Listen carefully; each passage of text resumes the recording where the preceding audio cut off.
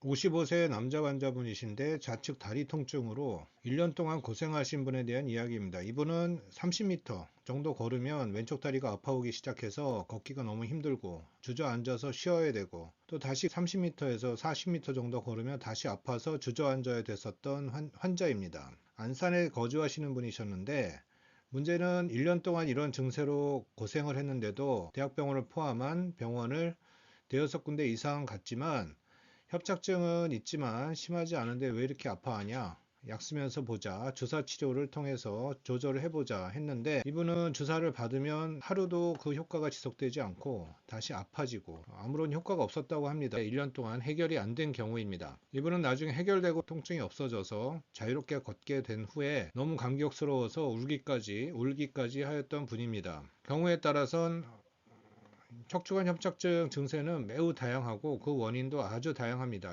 MRI나 CT에 이상이 없다고 해도 정상이 아니고 병이 있는 경우가 간혹 있습니다. 흔치 않은 경우긴 하지만 이분은 허리 4, 5번 사이에 요추관 협착증이 경미하게 있었습니다. 사진상에서 경미하게 보이더라도 실제 환자가 생활할 때, 걸을 때, 서 있을 때 더 신경이 눌리는 경우가 간혹 있습니다. 그리고 두꺼워진 황색 인대뿐만 아니라 신경 주변에 혈관이 많이 발달돼서 혈관과 함께 척추신경을 압박하는 경우도 있습니다. CT에서도 보면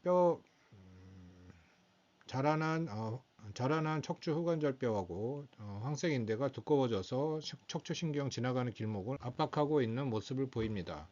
이분은 수술할 때 확인을 해보니 척추 후궁뼈 및 자라난 척추 후관절뼈가 상당히 딱딱하였고, 이 인대도 굉장히 두꺼워져 있고 딱딱해져 있어서 이것에 의해서 일어나서 걸을 때, 서 있을 때 이 공간이 더 좁아졌기 때문에 많이 눌려서 왼쪽 다리 아팠었던 것입니다. 그리고 척추신경 주변에도 혈관들이 많이 발달되어 있어서 이 혈관에 의해서도 눌리는 그런 병 때문에 척추관 협착증으로 인한 하지 방사통으로 고생하셨던 분입니다. 환자는 아파서 병원을 가서 해결을 하고자 하는데 의사가 아무 이상 없다, 별 이상 없으니 왜 아파하냐 라고 진단을 내릴 때에는 참 막막하기도 합니다. 그러나 환자가 아프다고 하면, 그리고 그 통증이나 다리 마비 증세가 3개월에서 6개월 이상 해결되지 않는다고 하면 뭔가 문제가 있는 것입니다. 그렇기 때문에 그 문제를 찾아서 교정하면 한 번에 확실히 완치될 수 있는 병입니다. 이분이 치료 후의 이야기는 저에게 치료받은 환자분들이 이야기를 모아놓은 디스닥터김영우닷컴에 가보시면 확인해 보실 수 있습니다. 이분이 어떻게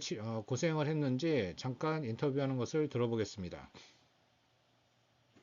척추관 협착증은 매우 어렵고 진단도 잘 안되고 해결도 안되는 경우가 간혹 있습니다. 그러나 환자의 증세 자세히 문진하다 보면 그 증세 속에 답이 있는 경우가 많습니다. 이분은 여러가지 치료, 주사치료, 약물치료, 다른 도수치료를 받았는데도 불구하고 해결이 안 됐다는 얘기는 그러한 치료 방법으로 해결할 수 없는 병이 있었다는 것을 암시하는 것입니다. 그래서 결국 척추신경관을 넓혀주는 감압수술을 통해서 완전히 해결을 한 분인데, 척추관 협착증에서의 그 진단의 키포인트는 환자의 증세가 가장 중요하다고 생각합니다. MRI가 아니고 CT도 아닙니다. 좌골신경통으로 고생하는 분들이 많이 있습니다. 그러나 희망을 가지십시오. 정확히 진단해서 확실한 방법으로 치료받으면 한 번에 해결할 수 있는 병임을 알려드립니다. 부디 정확하게 진단해서 치료할 수 있는 곳에서 치료받으셔서 통증에서 해방돼서 건강한 삶을 건강해지시길 바라겠습니다.